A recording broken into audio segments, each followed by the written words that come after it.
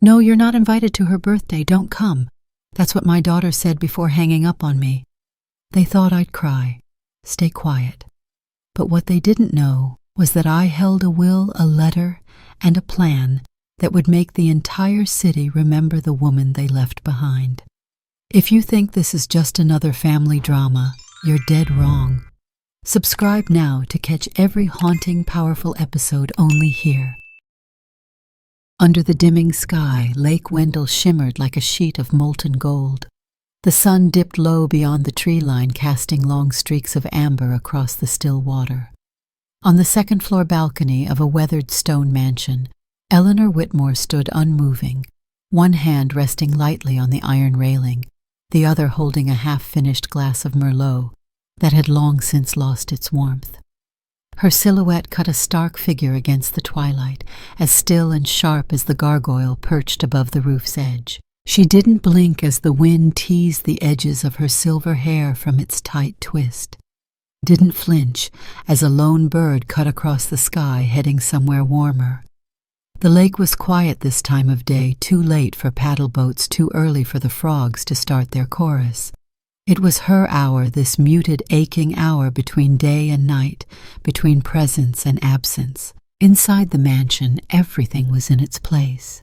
The gleam of polished wood, the crisp corners of starched linen curtains, the hum of the air system gently switching modes. But the house was empty in all the ways that mattered. No portraits lined the mantel, no drawings on the fridge, no child's laughter echoing down the halls. It was a home built on precision, not memory. Eleanor turned slightly, her gaze scanning the familiar shape of the living room through the sliding glass doors. The grand piano in the corner was covered she hadn't played since Harold passed. 6 years ago to the day, a sudden aneurysm struck him in the middle of dinner.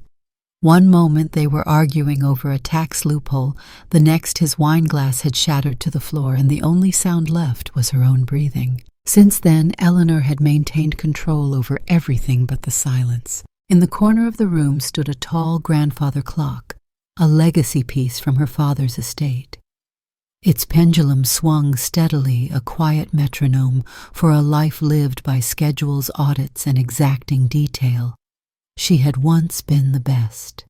In the Boston financial world, Eleanor Whitmore was a name people didn't just know, they revered, feared.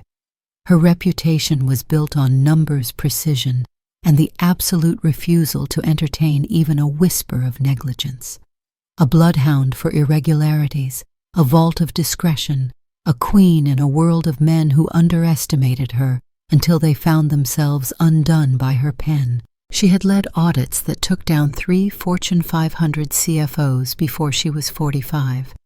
She had rebuilt the Whitmore Investment Trust from a sluggish, archaic relic into a streamlined powerhouse that rivaled boutique hedge firms in returns. She didn't win popularity contests, she won respect. The industry called her the Iron Ledger. She never corrected them. Eleanor set the wine glass down on the narrow balcony table with a precise clink. Somewhere behind her, a phone buzzed. A landline still in use because she didn't trust mobile networks for sensitive calls. She glanced at the time, 6:57 p.m. Right on the edge of dinner, too late for social niceties.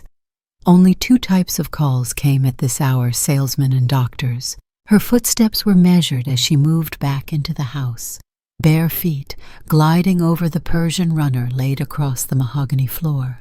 She passed a framed oil painting of an abstract skyline, one of Harold's purchases during a business trip to Milan.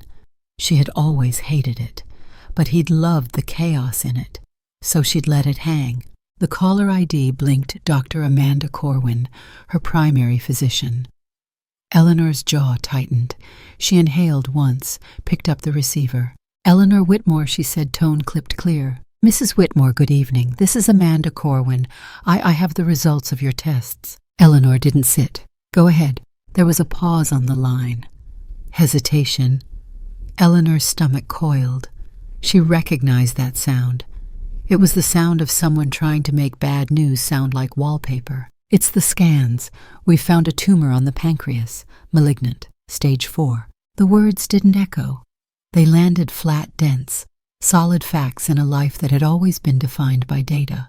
How large? 3 centimeters. There's metastasis to the liver. I'm so sorry. How long? Her voice did not waver. With aggressive treatment, chemotherapy, possible palliative surgery, perhaps a year.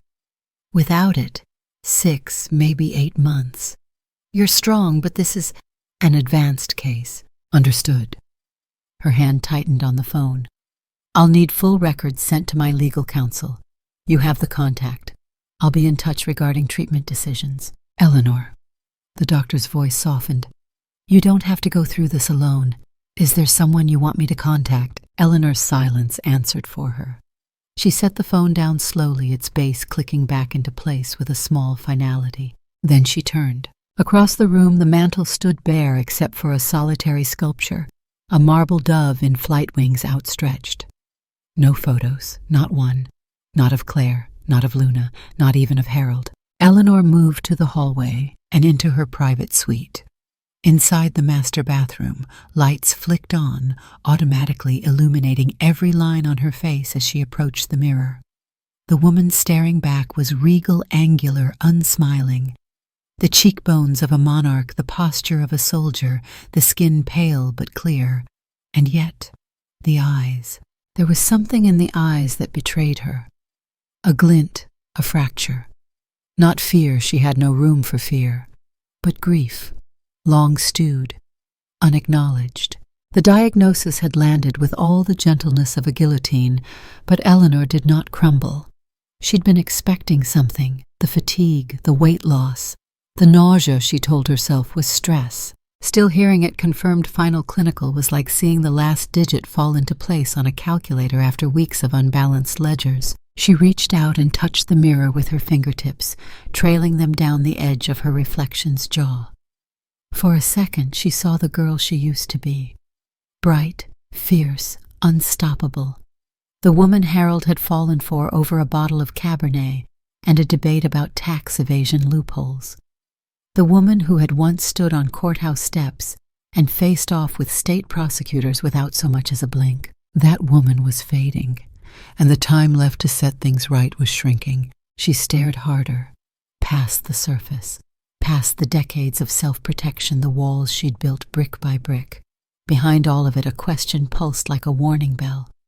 Is this how it ends? Not with fire, not with redemption, not with reconnection, but alone, surrounded by order and silence, while your legacy dissolves into dust. Eleanor blinked and stepped back from the mirror. No, not like this. Not yet. She exited the bathroom and returned to her study. Opened the drawer where the Whitmore portfolio sat. Stacks of paper detailed financial reports, real estate holdings, offshore accounts, silent equities, all meticulously documented. But it wasn't the ledger she sought. Beneath the files in a velvet-lined box was a silver key. Eleanor turned it in her fingers, then crossed to the wall behind her desk and pulled back a panel, revealing a hidden cabinet built into the wood. Inside was a small chest lacquered cherry no bigger than a jewelry box. She opened it. Inside lay a bundle of letters, childlike handwriting on floral stationery, faded watercolor drawings of imaginary animals, an old crayon sketch labeled My Mommy and Me, with 2 stick figures standing stiffly apart under a blue sky. Claire, her daughter, the daughter who now avoided her calls, who spoke to her like an obligation, who made sure Luna never visited without supervision. The daughter she had raised with discipline and expectations, not lullabies and bedtime stories. But Eleanor had saved every letter, every sketch, every painful, imperfect scrap of love. She sat back in her chair, the letter still in her hand, and closed her eyes. If time was all she had left, she would spend it wisely. Not in regret, but in rebellion, in resolve. The pendulum in the grandfather clock ticked louder now, like a countdown. Eleanor Whitmore, Iron Ledger of Boston, would not go quietly into the dark. She would leave behind more than assets.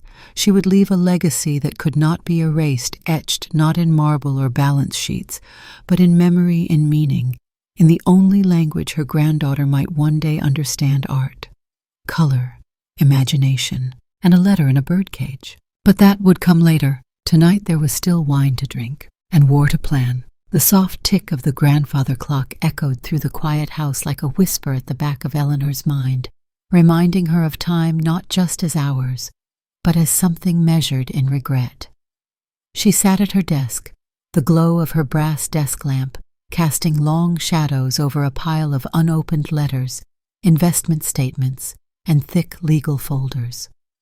Outside, the last of the twilight had sunk into the lake.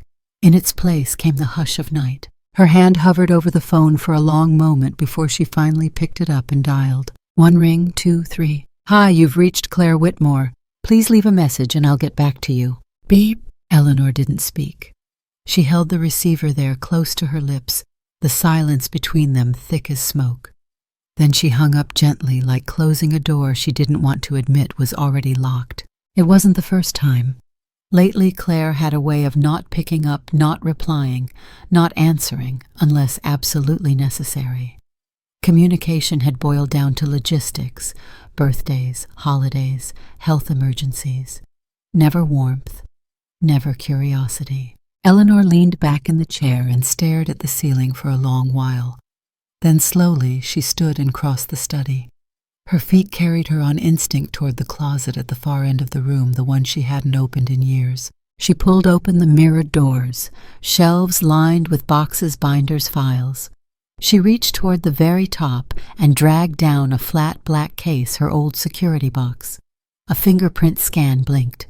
She pressed her index finger to the pad, and with a soft click, the box released. Inside were things no audit had ever seen, things that didn't belong to the world of numbers and profit margins. A shoebox full of folded paper, letters, crayon sketches, a dried flattened flower between 2 sheets of wax paper, a tattered recital program from the 6th grade with Claire Whitmore solo piece Winter Meadow typed neatly at the bottom. Eleanor sat down on the edge of the bed, the box open beside her. She unfolded a drawing, 2 stick figures beneath a lopsided sun. One tall, one small. "Me and Mommy," it said in purple crayon. The figures weren't holding hands. She remembered the day Claire gave it to her after school, breathless with excitement, bouncing in her Mary Janes, as if the paper in her hand were a winning lottery ticket. Eleanor had barely looked at it. "That's nice," she'd said. Distracted phone wedged between shoulder and cheek, already halfway through a call with a client from Zurich. Claire had stood there beaming, and Eleanor, without meaning to, had set the drawing face down on the table and returned to the world that paid their bills. She could still see the change on Claire's face, like watching a curtain fall. Back then she thought she was doing the right thing, providing structure, stability, order. It was the way she was raised, rules, results, achievement. Feelings didn't pay the mortgage. Emotions were for people who didn't know how to control them. Claire had always been the opposite. Imaginative, mercurial, a little too sensitive for Eleanor's liking. From the start, she'd gravitated toward music sketchbooks and stories about dragons and flying whales. She didn't want to become a doctor or an analyst. She wanted to paint. Eleanor tried to channel her, mold her, keep her from becoming soft. It was 7th grade when Claire enrolled in an after-school art class. Eleanor remembered finding the permission slip tucked under a stack of math homework. The class met on Wednesdays and Fridays right during what was supposed to be her prep time for Science Olympiad. Eleanor confronted her after dinner. "You didn't ask permission." "I didn't think I needed to," Claire had said, arms crossed. "It's just a class." "It's a distraction," Eleanor snapped. "You've already fallen behind in geometry, and your standardized test scores are slipping. They slipped by 2 points. That's still a decline." Claire had said nothing, just glared at her with a look that Eleanor to this day couldn't forget. It wasn't anger. It was betrayal. "You're not going back," Eleanor said firmly. And that was that. But it wasn't. Claire had come home late the next Friday, eyes red and hands stained with blue pastel. Eleanor hadn't yelled. She hadn't screamed. She had simply removed the art supplies from Claire's room and locked them in her home office. The following week, Claire skipped dinner 3 nights in a row. That winter, their house was cold in more ways than one. Eleanor closed the security box slowly and pushed it aside. Her fingers trembled not from the tumor, but from memory. She'd built a fortress around herself in the name of control, and brick by brick, that same wall had kept her daughter on the outside. She stood and crossed to the mantel, staring at the empty shelf. Harold had always wanted pictures there, family photos. Something candid, he said, something real. But Eleanor had never liked clutter, never liked reminders of imperfection. Now, with the tumor curling like a secret inside her, she wondered if perfection had been the cruelest standard of all. The phone on the desk buzzed. A message. She walked over and checked it. A text. Claire. Can't talk. Swamped at work. Also, Luna won't be coming over this weekend. She needs to be around positive energy. Eleanor stared at the screen. Positive energy. Like she was toxic. Radioactive. A source of emotional waste that might seep into her granddaughter's laughter and turn it sour. She typed a reply, then deleted it. She wasn't about to beg. Instead, she turned away and walked back to her closet, this time reaching for a second box hidden behind an old tax ledger. She opened it carefully. Inside were more sketches. Some were dated, others not. But all of them were Claire's. A garden drawn from memory. A portrait of Harold lopsided but filled with warmth. A color explosion titled The Daydream Forest. She'd kept every single one, but Claire didn't know that. To her, Eleanor was the mother who crushed dreams with a spreadsheet, the woman who measured success by grades, not happiness, the mother who never asked, "What makes you come alive?" Eleanor closed the box and placed it on her bed. Then she sat beside it and rested her head in her hands. She felt it for the first time in a long while, shame, not regret. Regret came later.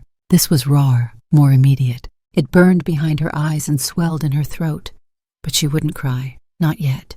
Instead, she whispered aloud to the empty room, "She needed color, and I gave her gray." Downstairs, the wind pressed against the windows like breath. The house creaked. Somewhere outside, an owl called into the dark. Eleanor stood slowly, her joints aching. She returned the security box to the top shelf and closed the closet doors. Her reflection looked back at her in the mirrored glass, older now, the angles softer, but the eyes just as sharp. She had made choices, each one logical, justified, even defensible on paper. But life wasn't a balance sheet, and now the ledger was closing. She walked back to her desk and turned the phone face down. She didn't want to see any more messages. Tonight she would sit with her memories. She would pull the drawings from their box and lay them out on the floor like breadcrumbs, like apologies she never knew how to say. And then when the sun rose tomorrow, she would begin something else. Not a conversation, not forgiveness, but a gesture, a spark, a seed. Because even if Claire never forgave her, Eleanor would make sure Luna never had to wonder if her grandmother loved her. Not through control, not through words, but through a gift only time could unwrap. The next morning, the sky hung low over Boston like wet linen, dull and cold. Rain had come during the night, leaving the streets slick and shining in the early light. Eleanor Whitmore stood under the awning of a gated, weather-stained property on the corner of Wilburn and Thatcher, a place most people passed without noticing. But Eleanor noticed everything. A rusted swing creaked idly in the courtyard, tangled in ivy and old paint. The gates had once been blue. Now they were a kind of defeated gray, like something that had given up trying to be cheerful. The hand-painted sign above the fence read, "Maplewood Preschool, where imaginations take flight." But one of the letters had peeled off, so it now read, "Meglewood Pre-Cool." Appropriate, Eleanor thought. Nothing about this place was whole anymore. She adjusted the collar of her beige trench coat and stepped inside. A clipboard-toting woman with frizzy gray hair met her at the door, half expecting a city official, not an elegant woman with a diamond brooch and patent leather shoes. "Can I help you?" Eleanor nodded. "I'm here about the building." The woman blinked. "Are you with the receivership board?" "No," Eleanor said calmly, pulling a card from her coat. "I'm with a private foundation looking for properties in the arts education sector." It was a lie, but a believable one. The woman, Mrs. Carraway, according to her laminated badge, led her through the empty halls. Paintings from long-forgotten art days still clung to the bulletin boards. A crooked sun, a green giraffe, a rainbow drawn with what looked like melted crayons. The air smelled faintly of chalk and resignation. "This place used to have life," Mrs. Carraway muttered as they passed a dusty reading corner. Budget cuts, enrollment drops, parents choosing screens over story time. They reached the old multi-purpose room at the end of the hall. It was cavernous, echoing with every step. Paper stars dangled from the ceiling on fraying strings, some spinning in slow circles like they'd never stop dancing. Eleanor paused beneath them. She tilted her head upward, watching one sway directly above her. Something flickered in her chest. Not quite grief, not quite hope. A crack, a dangerous, thrilling crack. "How soon can the property be transferred?" she asked, turning back to Mrs. Carraway. The woman blinked. "That depends. The city gets first refusal, but if they're not interested, and they usually aren't, it could be weeks, maybe longer." Eleanor smiled politely. What if someone expedited it privately, a clean offer? All cash, no inspections, no fuss. Mrs. Carraway tilted her head. "Ma'am, who are you again?" But Eleanor was already walking away, her heels clacking against the tile floor. She knew how to move in this world. By the time she returned to her car, a sleek black sedan parked half a block away, she already had her next appointment scheduled. The law firm of Grayson, Reed & Lohman had a glass-walled office on the 22nd floor of a tower near Faneuil Hall. Theodore Grayson had been Eleanor's personal attorney for 18 years, though their relationship was built more on mutual precision than warmth. He rose from behind his desk as she entered. "Eleanor, you look determined." "I am," she replied, removing her gloves.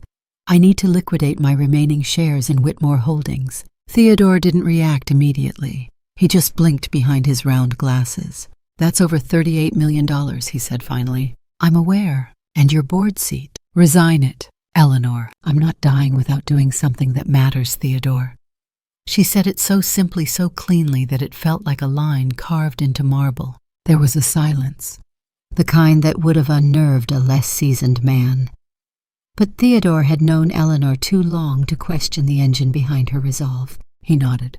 "I'll draw up the papers. And I want to create a new LLC, completely independent, no ties to my name. I'll buy the property at Maplewood through that entity. Use the alias Judith Hale for all public-facing documents." He raised an eyebrow. "Judith Hale, my grandmother's name. And why the secrecy?" Eleanor's gaze turned to the window. Boston's skyline glittered like a stack of stock tickers, ever-changing, always hungry. "Because I don't want my daughter to know. Not yet. Especially not now." Theodore didn't ask more. He never did. 2 days later, a wire transfer landed in a private bank in Zurich. 4 hours after that, a check was overnighted to the city registrar's property office, accompanied by a clean offer and a cover letter from Judith Hale, representative of Lunalight Foundation for Arts and Expression. The name, she thought, was fitting. She didn't want it to sound like a shrine. She wanted it to be alive. At that very moment, across town, in a townhouse of steel and glass, a different scene unfolded. Luna sat cross-legged on the floor of her bedroom, a purple marker clutched in her small hand. Tongue stuck out in concentration. Her drawing took shape, slowly blue swirls, for a lake. A figure with a crown of white curls standing on the shore. She didn't name the figure, but she knew who it was. The same woman who mailed her pretty picture books with thick pages and no words. The woman her mom never talked about. The door opened sharply. Claire strode in, heels clacking on the hardwood. Luna jumped. "Mommy." Claire didn't smile. Her eyes zeroed in on the paper in her daughter's lap. "What's that?" Luna shrank slightly. "It's just a drawing." Claire knelt down sharply and yanked the paper from her daughter's hands. The colors swam. The woman with the white curls stood in the middle of a storm of stars and scribbled birds. The sky was painted with long streaks of orange. The lake was made of glitter. Claire's face hardened. "Is this supposed to be her?" Luna didn't answer. "I told you," Claire said, her voice cold and flat. "She doesn't exist in our lives anymore." "But she doesn't exist." Claire snapped the drawing in half with a clean mechanical motion and tossed it into the small wastebasket beside the bed.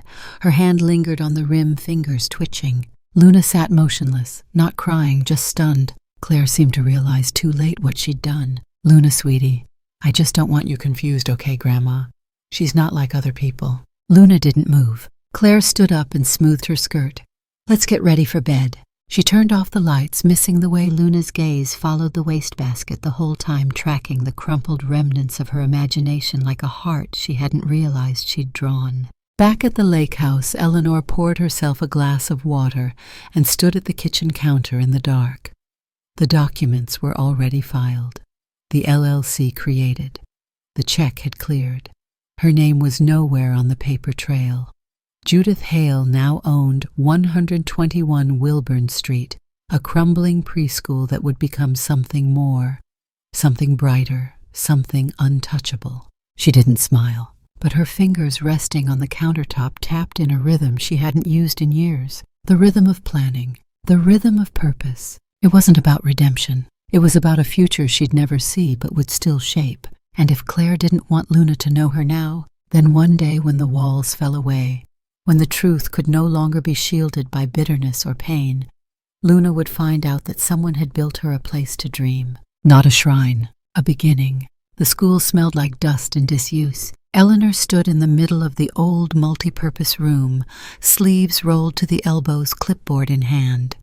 Sunlight filtered through the grimy windows in slices, catching in the floating motes of debris as if time itself had paused here.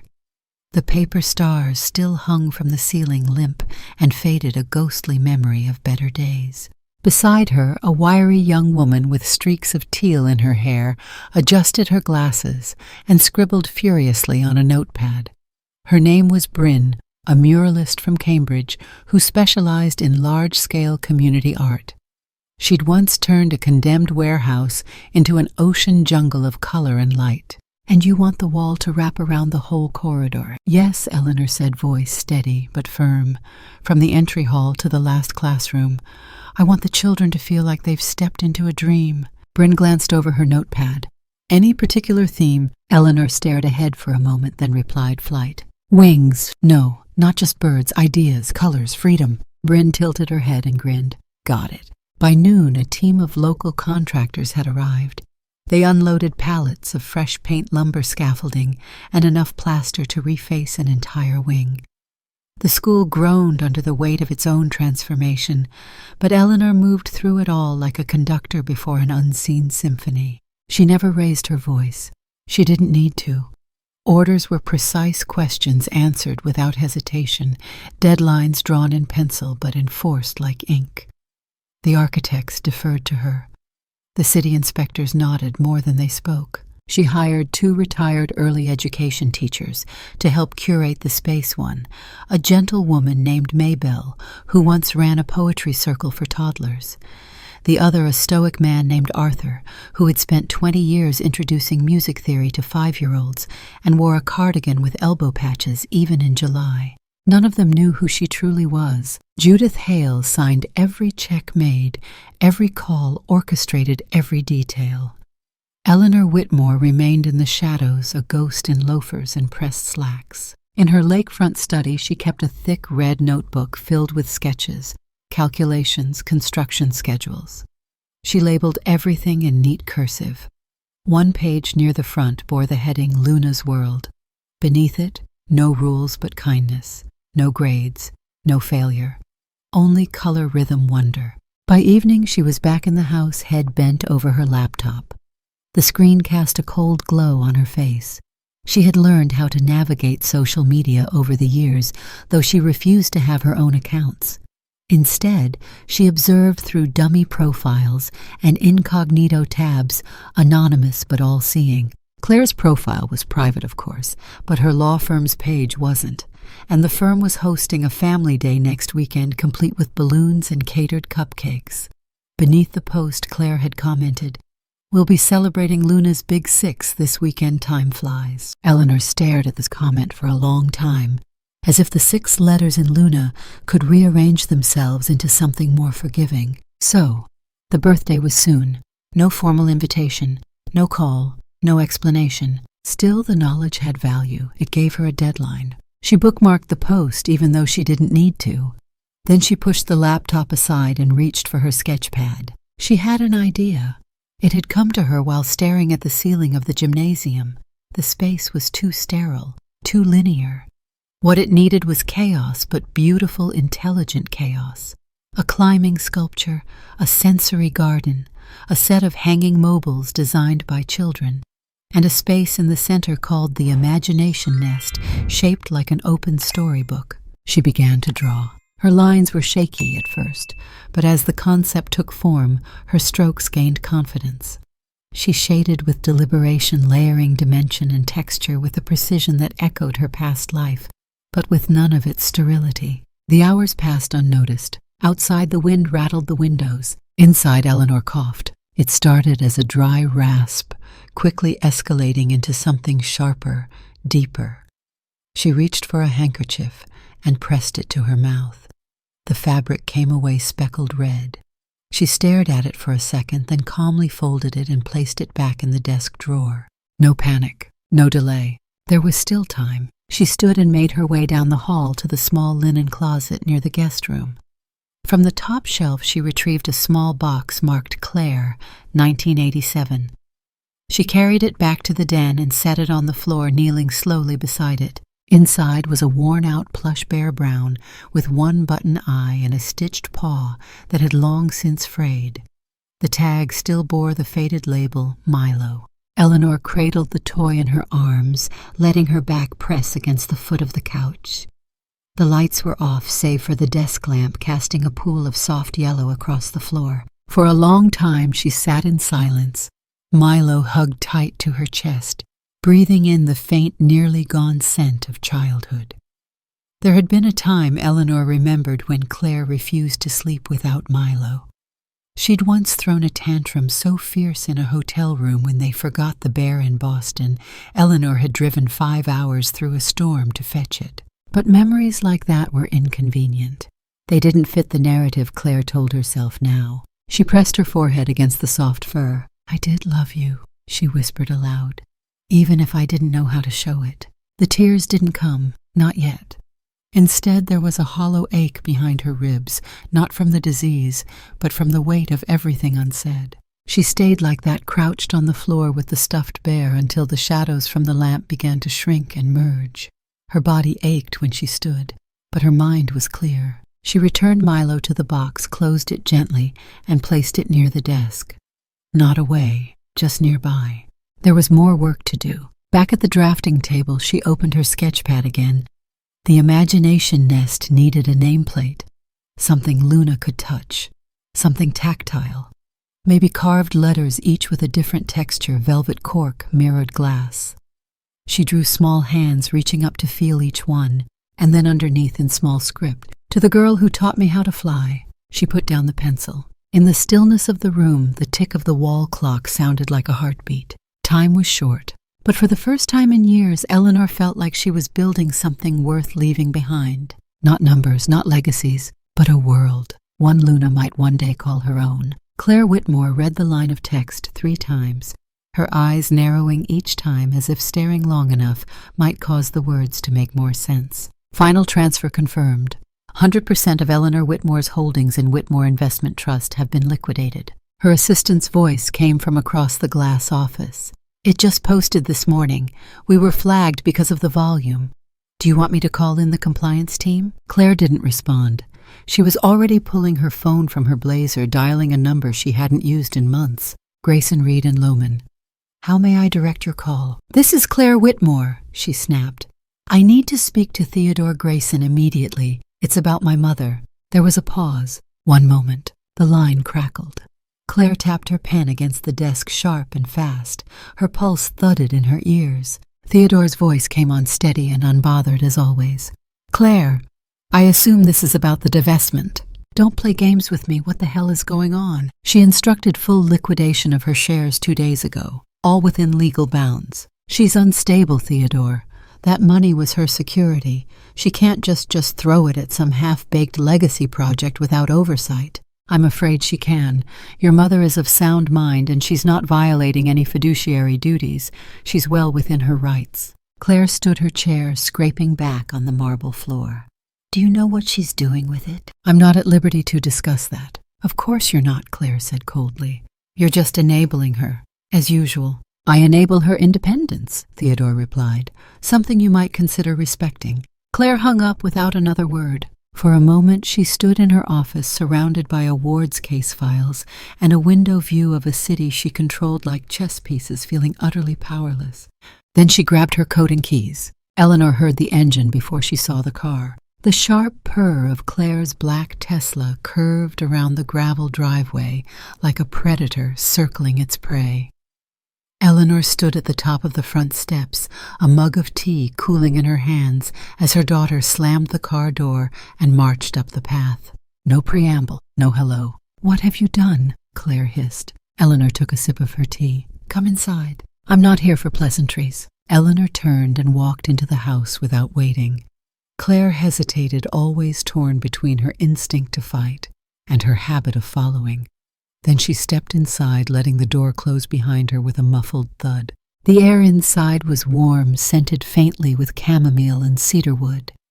Everything was in its place, just like always. Not a picture frame out of alignment, not a speck of dust on the mantel. Claire's heels echoed through the corridor as she followed her mother into the study. "I spoke to Grayson," she said tightly. "You liquidated everything. Every share, every bond. Why?" Eleanor set her mug down gently and turned. "Because I wanted to." "That's not an answer. It's the only one I owe you." Claire's breath caught. She crossed her arms, clenching her jaw. "You're being reckless. You could have spoken to me, consulted with me before doing something this irreversible." Eleanor raised an eyebrow. "Would you have listened? I'm your daughter, and yet you've spent the better part of 15 years pretending I was a stranger." Claire flinched.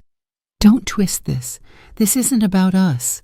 It's about your stability, your health. You're not well." "No," Eleanor said calmly. "I'm not."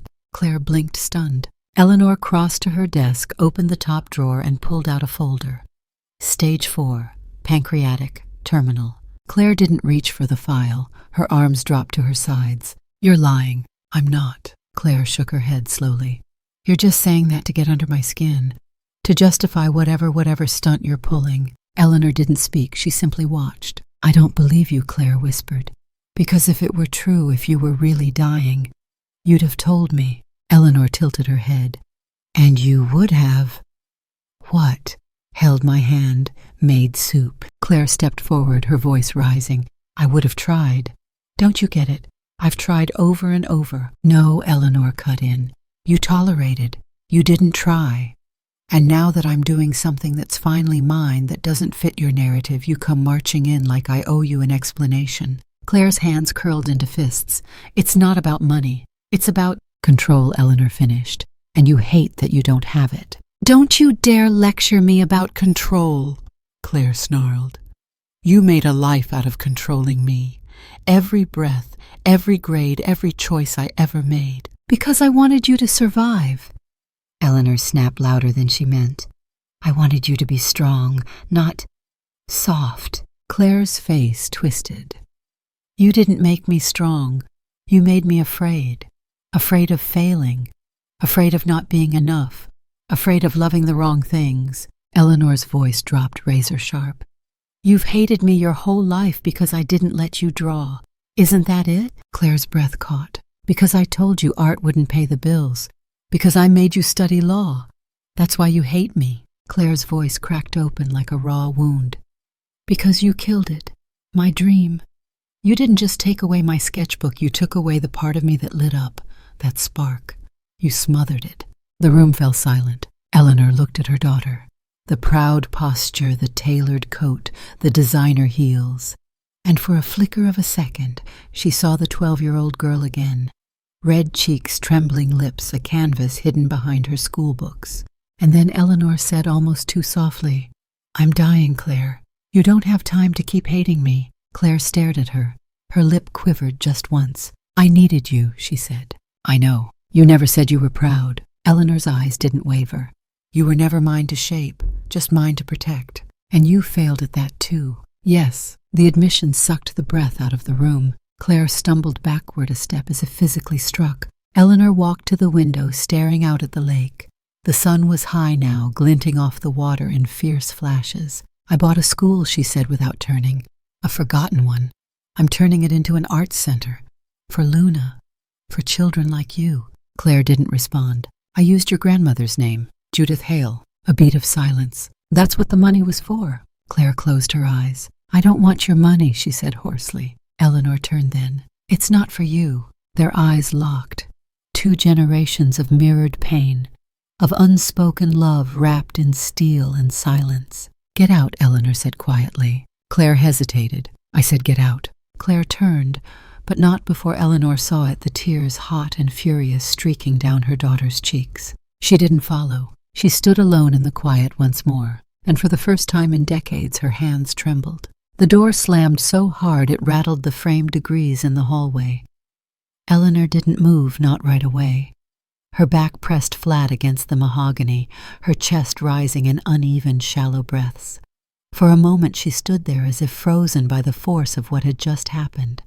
The house around her buzzed with a silence that screamed. Claire's perfume still lingered faintly in the air, a sharp citrus Eleanor had always associated with courtroom aggression. That scent had once reminded her of victory ambition power. Now it stung like a wound. Her knees gave out without ceremony. She slid down the door, her hand bracing against the frame, and landed hard on the floor. The breath left her body in one ragged exhale like something surrendering. Her spine curved inward, the bones of age reminding her that she was not built to fall anymore. The words echoed. "You never said you were proud. You killed it. You don't have time to keep hating me." Each line had landed like a scalpel, carving away what little armor she had left. But Eleanor didn't cry. The tears had dried up years ago, buried under decades of restraint and the relentless pursuit of control. But inside, the ache roared. She sat there for a long time, listening to the creaks of the old house, to the grandfather clock ticking down her numbered hours. Then slowly she pushed herself up, one hand against the wall, her other gripping the doorknob behind her. The effort shook her, but she stood. Not broken. Not yet. She walked to her study in silence, stepped behind the heavy oak desk, and opened the center drawer. From within, she pulled out a small porcelain birdcage, no bigger than a grapefruit. It was hand-painted with curling vines and tiny finches in flight. A gift from Harold years ago, when he still brought her small, useless things, just because he wanted to see her eyes soften. She set it gently on the desk. Then she opened the drawer beneath it and pulled out a fresh sheet of cream stationery, her initials embossed in gold at the top. She uncapped her pen, gold-nibbed, weighted, a relic from her days on the board, and she began to write. "Dear Luna, if you are reading this letter, it means I am no longer around to say these words out loud. I hope that by the time you're old enough to open this, you have come to know joy without fear, creativity without shame, and love without conditions. You may not remember me. Or if you do, you may not remember me kindly. I can't change that. But I can give you this, a place, a dream, a world shaped by colors and movement and sound, a space where imagination is the only currency. I built it for you, not because I expect gratitude, not because I want redemption, but because I believe in your light. Inside you is the same spark your mother once had. And maybe someday you'll understand that while I didn't always know how to say I love you, I spent my last days trying to prove it. Fly, little bird, with all the love I know how to give. Grandma Eleanor." She folded the letter with care, slid it into an envelope, and sealed it with trembling fingers. Then she lifted the delicate door of the porcelain birdcage and tucked the envelope inside, letting it rest there like a promise in waiting. The cage would remain in her office on the highest shelf of the small library she had instructed the staff to build at the back of the arts center. When Luna turned 18, the letter would be given to her. If Eleanor made it that far, she would do it herself. But she was done betting on time. 2 weeks later, the final brushstroke dried on the mural in the entryway of the newly reborn building at 121 Wilburn Street. The facade had been scrubbed clean and repainted with soft watercolor tones. Ivy was trimmed, sidewalks relaid, windows replaced with tall panes that caught the morning sun and scattered it across the floors inside. Over the new entrance, a carved wooden sign now stretched in graceful cursive, "Luna Creative House." Beneath it, in smaller print, "Where imagination takes flight." The mural inside the lobby depicted children of every shape, shade, and spirit, holding brushes that turned into wings, violins that became stairways, crayons that grew into trees. It curved upward toward a skylight where painted birds flew higher than the ceiling could hold. Eleanor stood alone in the center of the hall, her hand gripping a cane she rarely used. Her breath came shallow but steady. Around her, the finishing touches buzzed, the soft hum of cleaning crews, the rustle of programs being stacked, the tap of cameras being tested for tomorrow's ceremony. She inhaled deeply, trying to memorize the scent of new paint and sawdust. Then she walked to her office in the East Wing, a small space tucked behind the children's studio, and sat at the glass-topped desk.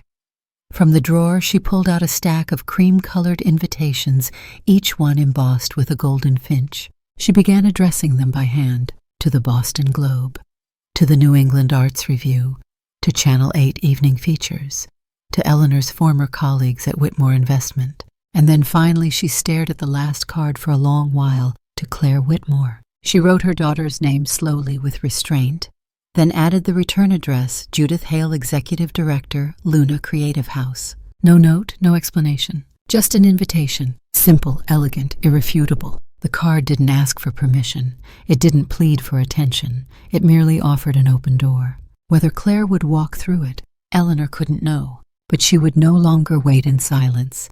No more missed birthdays, no more polite distance, no more pretending that absence wasn't its own form of violence. She sealed the envelope and placed it atop the others. Outside the window, the breeze lifted the edge of the new banner that draped across the front fence.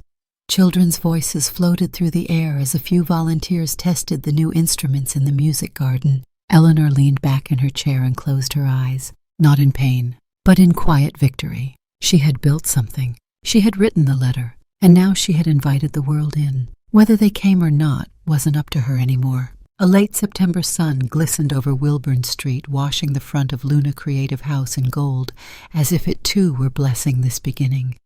Balloons bobbed at the main gate strings, tangled in little fists. Painted sidewalk chalk led like breadcrumbs from the curb to the entrance rainbows, stars swirling initials in every color imaginable. The air buzzed with the laughter of children and the murmur of adults caught between curiosity and reverence. A local string quartet played near the entrance, soft music drifting over the small but vibrant crowd. Cameras clicked. Reporters took notes, weaving between parents holding coffee cups and children tugging at sleeves. A chalkboard sign stood on an easel at the gate. Grand opening. Luna Creative House. A place where dreams take root. No mention of Judith Hale, no mention of Eleanor Whitmore, just Luna. Inside, the rooms had transformed into kaleidoscopic worlds. Each doorway a new adventure. Clay studios, music rooms filled with tiny instruments, nooks for quiet drawing, and a tree made entirely of papier-mâché and light bulbs blooming in the corner of the main hall. At the far end of the event space, a small stage had been set. Nothing extravagant. Just a polished wood riser with a single standing mic surrounded by oversized paintbrush props and colorful mobiles designed by local children. A banner hung above, "Let Your Imagination Fly." People gathered in slow waves, the noise rising like a tide. Among them, unnoticed at first, stood Claire, her sunglasses large, her coat black, and her presence like a shadow at the edge of a sunlit garden. She hadn't responded to the invitation. Hadn't RSVP'd, had told herself repeatedly not to come. Yet here she was. She didn't even know why. Perhaps it was the name. Perhaps it was something in the letter's simplicity, how it hadn't demanded anything of her, just offered. She stood at the back of the room, hands clenched tightly in her coat pockets, scanning the space with lawyer's eyes. Then she saw the name on the wall, and the breath caught in her throat. Luna. Not Claire, not Whitmore, not even Hale. Just Luna. It made her stomach twist. Behind the stage curtain, Eleanor sat in a small folding chair. Her scarf was wrapped tight around her neck, the silk hiding the sharp bones that had begun to jut through skin. Her fingers trembled slightly in her lap, but her back was straight. Maybelle knelt beside her. "You don't have to speak if you're tired." "I do," Eleanor said, voice low. "I have exactly one chance." A few minutes later, a young MC stepped on stage and tapped the mic. "Thank you all for joining us on this beautiful morning for the grand opening of the Luna Creative House. Today is about vision, about second chances, and about planting something that will grow far beyond any of us. Applause rose politely. Cameras shifted. A few kids clapped harder than needed, unaware they were at the heart of something deeper than a celebration. And now the MC continued. Please welcome the founder of this space, an artist of vision, and someone whose belief in the next generation has made this dream a reality, Judith Hale. Eleanor stepped into view. No spotlight, no music, just her. She moved slowly, one hand gripping a cane, the other brushing the folds of her coat. Her presence stilled the crowd in seconds. She wasn't famous to them, but something in her gravity made them listen before she'd even spoken. Her scarf fluttered slightly in the breeze. Eleanor reached the mic. She took a breath, shaky, then steadied. Good morning, she said. My name is Eleanor Whitmore. A murmur rippled through the crowd. Someone dropped a phone. Claire's heart stopped. Eleanor continued. I used the name Judith Hale to build this place, my grandmother's name, not to hide, but because I wasn't sure if I deserved to be known. Silence. I spent most of my life chasing precision, efficiency, success. I audited companies, oversaw mergers, sat in boardrooms where imagination was often the first thing sacrificed in the name of profit. I believed in control, in logic, in keeping emotions buried beneath spreadsheets and schedules. Her eyes lifted gaze, skimming the faces before her. But in all that time I lost something, or rather someone. She reached into her coat and pulled out a folded letter. I'd like to read something. It's for my granddaughter Luna, but I think maybe it's for all of you. She opened the envelope. Her voice cracked at the edges but held. Dear Luna, if you are hearing this, it means I finally found the courage to speak. I hope that as you grow, you will discover how to create without asking for permission. I hope that you will color outside every line. I hope that when someone tells you to be quiet, you'll sing louder. I hope that when the world asks you to choose between logic and magic, you choose both. The wind fluttered her scarf again. This place is for you, not just because you are bright or beautiful or kind, but because you reminded me that even old birds can still build new nests. You reminded me that a heart doesn't need a second chance, just an open one. She folded the letter gently, two hands on the paper like it was sacred. Claire felt her knees weaken. She reached for the back of a folding chair. Her eyes stung. Her mouth opened, then closed. Eleanor took another breath. I once told my daughter, she said slowly, that dreams weren't practical, that they didn't pay the bills. And she believed me. So much so she stopped dreaming, stopped painting, stopped showing me who she really was. The words hung in the air like glass. I was wrong. Gasps from the front row. A child asked their mother why the lady looked so sad. I didn't come here today to ask for forgiveness, Eleanor said. I came to name what I built and who I built it for. Not for legacy, not for wealth, but for Luna, for the children who deserve to be seen for their brilliance before the world tells them to be useful. And then Eleanor smiled. For the ones who haven't yet been broken. The crowd stood still, until from somewhere in the center a small figure emerged. Luna, dressed in a yellow sundress, cheeks flushed, hair pinned back with butterfly clips, she pushed through the crowd, ducking beneath elbows, weaving between legs. Grandma, she called. Claire's breath caught. Luna ran faster, her little shoes tapping the wood floor like a metronome of innocence. And then she was on the stage, arms flung wide, crashing into Eleanor with a force that nearly knocked her down. Eleanor dropped the cane, wrapped her arms around the girl. The mic caught the faintest whisper, "Hi, my little bird," and the room burst into applause, not out of obligation, but because something unspoken had broken wide open in all of them. The acknowledgement of love, of loss, of late truths. Claire stayed where she was, hands over her mouth, tears slipping freely down her cheeks. She had come to stop something, but she had arrived in time to witness a miracle. The next morning, every newsfeed in Boston pulsed with the same headline, Grandmother. With terminal illness, builds art sanctuary for granddaughter. Photos flooded social media. Eleanor standing at the podium, scarf fluttering in the breeze, her granddaughter Luna wrapped tightly in her arms. Some articles focused on the touching generational reunion. Others honed in on Eleanor's confession, her rare candor. One editorial in the Boston Ledger read, It's not every day that a woman known for dismantling corporations with a glance breaks down in front of an audience and builds something from pure, fragile hope. Even national outlets picked it up. But Eleanor didn't read the articles. She sat quietly at the breakfast nook in the back of the creative house, staring at the sunlight spilling through stained glass window panes the children had helped paint the week before. She sipped her tea slowly, her hands curled around the cup, trembling faintly from exhaustion. The house was quiet again. The buzz of the opening ceremony had faded. Now there was only wind through the outdoor chimes, the occasional chirp of a distant bird, and the creak of old pipes settling into their new rhythm. Her body felt hollowed out. She hadn't expected to make it through the speech, but she had. And Luna? That moment had been real. Then her phone buzzed. She glanced at the screen, expecting a message from a reporter or a thank you from a donor.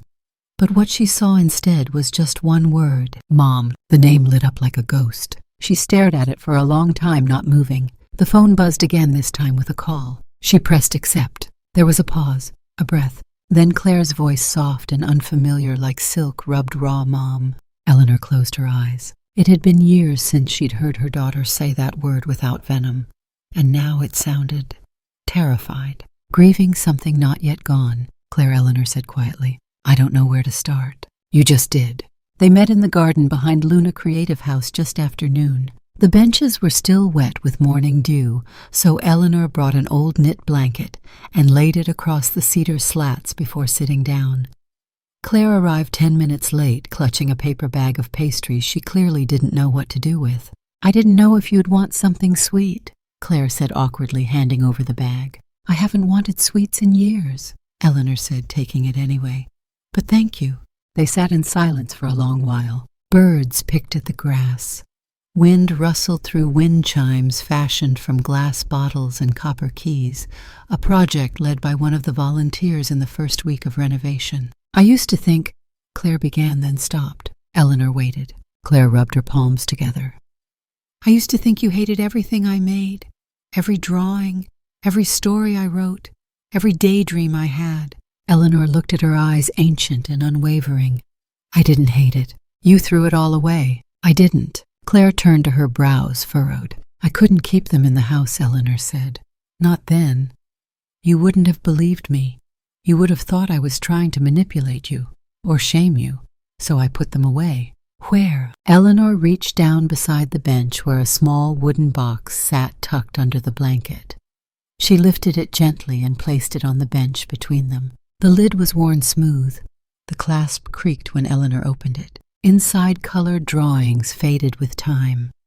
A self-portrait Claire had drawn at age 8, featuring a wild mess of curls and a grin that stretched from cheek to cheek. A watercolored forest from 3rd grade where trees had purple leaves and squirrels wore bow ties. A sketch from middle school of a girl in a courtroom with butterfly wings standing before a jury of wolves.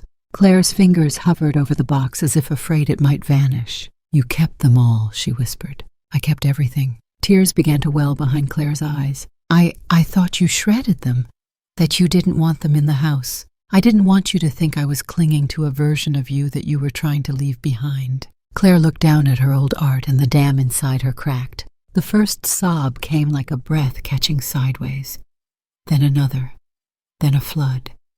Her shoulders shook as she covered her face, years of silence and misunderstanding peeling away like scabs under a storm. Eleanor said nothing. She just let her daughter cry. After a few minutes, Claire wiped her face with the edge of her sleeve, breathing unevenly. I became exactly who you told me to be. I made partner before 35. I won every case that mattered. I built my own firm, and still, I felt like I'd failed. You didn't fail, Eleanor said softly. You were surviving. But I was so angry, Claire said. I didn't know how to stop being angry. You stop, Eleanor said, by seeing that I wasn't perfect. And I stopped by admitting I was never trying to be. Claire let out a breath like she'd been holding it since she was 12. They sat in quiet again. Birds chirped somewhere in the hedge. A child's laughter echoed faintly from inside the building. Claire looked up. Why now? Why build this? Why Luna? Eleanor stared at her hands. Her skin was thin, almost translucent. The veins beneath glowed blue like a map. Because I couldn't die without creating something that wasn't built on fear. Claire nodded once. They sat a while longer, the box of memories between them, each piece a thread slowly reweaving what had long been torn. Eleanor reached into the box and pulled out a single drawing, a sketch Claire had made in 5th grade of a birdcage with the door wide open. "I used to think you were trying to escape me," Eleanor said. Claire blinked at the drawing.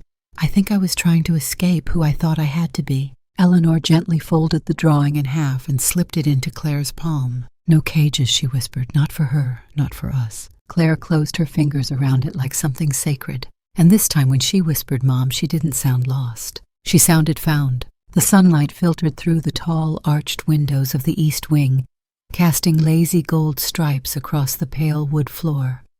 A long stretch of blank white wall deliberately left untouched during renovations waited like a canvas for something unplanned, something honest. Luna stood before it now, a paintbrush clutched in one hand, a palette in the other. Her tongue peeked from the corner of her mouth in deep concentration as she dabbed swirls of pink and sky blue in wide arcs. A sun had bloomed in the upper left corner, its rays curly and uneven, and a small bird with rainbow wings took shape just beneath it. Eleanor and Claire sat side by side on a nearby bench, low to the floor, the kind designed for preschoolers, their knees uncomfortably high, but neither one complaining. They watched in silence. Luna giggled to herself, dipping the brush in yellow paint with far more enthusiasm than precision. Some of it ended up in her hair. Neither woman moved to correct her. Eleanor's breathing had grown shallower.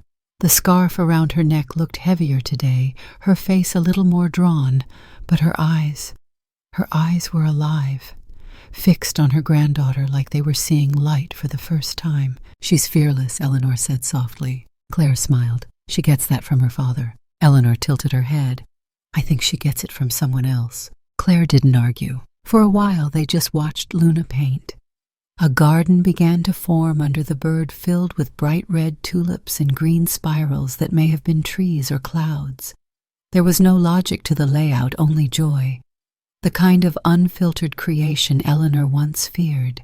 Now it held her together. After a while, Claire spoke again, her voice fragile in its vulnerability. "I used to think you didn't love me." Eleanor turned slowly. Claire kept her eyes on Luna. "I mean, I knew you provided. I never went hungry. You paid for piano lessons, bought me encyclopedias, but I never felt safe. Not emotionally. Not like Luna does now. I thought—" She paused, swallowed hard. "I thought love had to look like softness.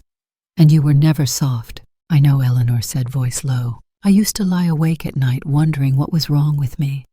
Why it seemed so easy for you to be proud of numbers and stocks and clients, but never me." Eleanor reached over. Her hand, cool and papery, covered Claire's. "I loved you," she said. "More than I knew how to say, more than I knew how to show. I loved you so hard I pressed it into rules and expectations and fears that weren't yours to carry." Claire finally looked at her. "I didn't need you to be perfect," she whispered. "I just needed you to see me." "I see you now," Eleanor replied, "and I'm sorry I waited so long." They sat like that, hands still touching, breathing in rhythm, the decades between them finally shrinking into something survivable. Luna turned and waved. "Grandma, look." She had added a girl with wings flying beside the bird. The figure's hair was dark and wild, the smile wide and pink. In one hand the girl held a paintbrush like a sword. "It's you," Luna shouted. Eleanor smiled. "No," she said, "it's all of us." Claire rested her head on her mother's shoulder for the first time since childhood. And this time Eleanor let it stay there. 3 days later, in a private consultation room at Boston Medical Center, the doctor clicked through scans on a large wall-mounted screen. Eleanor sat in a chair across from him, scarf knotted neatly, hands folded on her lap. Claire sat beside her, silent, the red folder of recent blood work unopened in her lap. "This," the doctor said, pointing, "is where we began. See this shadow near the pancreas? That's the primary." He clicked again. "This is from last week." The image filled the screen with black webs that spindled outward toward the liver, the lungs, the lower spine. "It's aggressive, I'm sorry." Eleanor didn't blink, didn't flinch. Claire cleared her throat. What's next?" The doctor leaned forward. "We can start with a fulfirinox regimen. It's intense, but it may buy us time. We'd monitor the side effects closely, of course, and she'd need a PICC line, frequent infusions, nausea, hair loss. But no, Eleanor said. Claire turned sharply. What? Eleanor looked at the doctor. Thank you, but no. The doctor hesitated. I don't think you understand. I understand perfectly, she said, and I'm choosing to keep what time I have left. Lucid, present. Claire's eyes welled. You said you'd try. I said I'd finish what I started. And I did. Eleanor looked at her firm but gentle. This next part, I want it to be mine. Not managed, not monitored, mine. The doctor nodded slowly. I'll support you however I can. After he left the room, Claire sat in silence for a long time. I'm not ready, she whispered. No parent ever is, Eleanor replied. Not even for goodbye. Claire turned to her face streaked with tears. I don't want you to fade away. I won't, Eleanor said. Not if you remember who I became, not just who I was. Claire nodded, broken but whole. And in that sterile room of white tiles and metal chairs, love made peace with reality. Not with defeat, but with truth. The kind that doesn't need more time to matter. The kind that says, I am here now, and that is enough. The law office sat high above Tremont Street, its windows catching the first blush of an autumn sunset. Inside, the scent of old leather and lemon polish lingered beneath the steady tick of a grandfather clock. Time measured itself differently here, not in seconds, but in signatures and silences. Eleanor sat across from Theodore Grayson, her longtime lawyer and quiet confidant. His silver-rimmed glasses balanced low on his nose as he skimmed the documents before him. Claire sat to her mother's right, her hand resting near Eleanor's on the smooth walnut table, close enough to touch if needed, but not too close. Grayson cleared his throat gently. As you requested, the Luna Creative House will transfer in full to Claire upon your passing. The name remains unchanged. Its funding held in the Judith Hale Foundation is secure through the next 2 decades. Eleanor nodded. He continued, flipping to the second page. As for the second clause, the designated room, shall we call it the memory room? Eleanor smiled faintly. No, call it what it is. The room of Claire and Luna. Grayson nodded and made the correction. Claire blinked. What kind of room? Eleanor reached into her satchel and pulled out a simple folder. Inside, loose sketches and handwritten notes spilled across the table drawings of soft lighting. Low bookcases framed art hung at child height, and a small reading bench beneath a stained glass window shaped like a bird. Claire opened the folder, stunned. She turned a page and found one of her own childhood drawings, scanned, restored, reprinted on archival paper. It had been incorporated into the design of the new mural to be painted inside the room. It's where Luna can keep her art, Eleanor said, and where you can hang yours, old and new. Claire's throat tightened. I haven't painted in years. Eleanor reached over this time, placing her hand directly over Claire's. Then start again. For her. For you. Silence fell again, but it was the comfortable kind now, the kind that came with things finally understood. The signing took less than 15 minutes, but it rewrote decades. Back at Luna Creative House, the light in Eleanor's office glowed warm through sheer drapes as evening settled across the garden. Eleanor sat in her favorite chair, a deep cushioned armchair nestled beside the tall bay window. The scarf around her neck was looser tonight, the ends trailing down her blouse like soft ribbons. A throw blanket covered her lap. Her hands, laced gently over each other, rested atop a leather-bound sketchbook she had once intended to give to Claire on her wedding day. She had no memory of why she never did. Outside the window, laughter danced through the air. Luna was chasing bubbles across the grass, a wand clutched in one hand, her tiny feet bare against the cool earth. Claire knelt beside the stone path, blowing bubbles that floated like dreams, iridescent and wobbly and full of light. Their laughter was unburdened now. It rang like wind chimes. Eleanor watched them unmoving. Her eyes shone not from tears, but from a quiet fullness, the kind that came when the ghosts had finally stopped whispering. Luna turned suddenly and waved. Grandma. Eleanor raised her finger slightly in response. Claire looked up too, smiled softly, and gave a small nod toward the window. Eleanor tilted her head and smiled back. Then she exhaled. Long, soft. She sank a little deeper into the chair. The blanket shifted. Her eyes fluttered closed, not sharply, not like shutting a door, but like fading sunlight slipping behind a distant hill. Outside, Luna giggled. Claire stood and took her daughter's hand. "Let's go inside and show Grandma our bird painting." And the wind carried the laughter upward across the rooftop into the fading dusk. The sun shone like liquid gold that morning, no trace of clouds, no heaviness in the breeze. Just warmth, just light.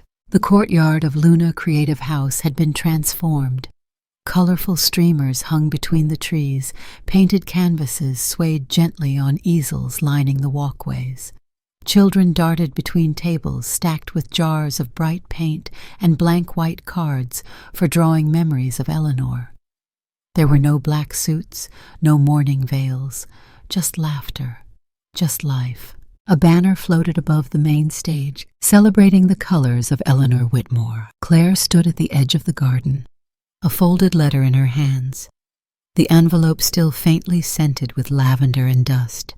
The porcelain birdcage sat on a pedestal beside her, its tiny door opened, its hollow belly now empty. She looked out at the crowd, parents, volunteers, donors, a few old colleagues of Eleanor's who looked oddly uncomfortable amidst so much cheer. Claire smiled softly, and then she stepped to the microphone. "Thank you for being here today," she said.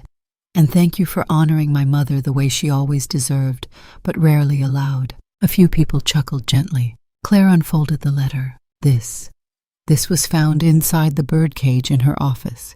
She asked that it be read aloud only if the day ever came when both her daughter and her granddaughter stood under the same sun, painting, laughing.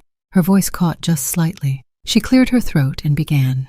"To Claire and Luna, if this letter finds you together, then my greatest wish has already come true. You see, I was never good with softness. I mistook silence for strength and rules for love. I thought I was preparing you for the world, Claire, but I forgot that you were supposed to have a world of your own, one filled with colors, not gray. Luna, my bright bird, you helped me remember what imagination feels like. You brought me home. And Claire, my daughter, my fire. I never asked you to forgive me because I feared I didn't deserve it.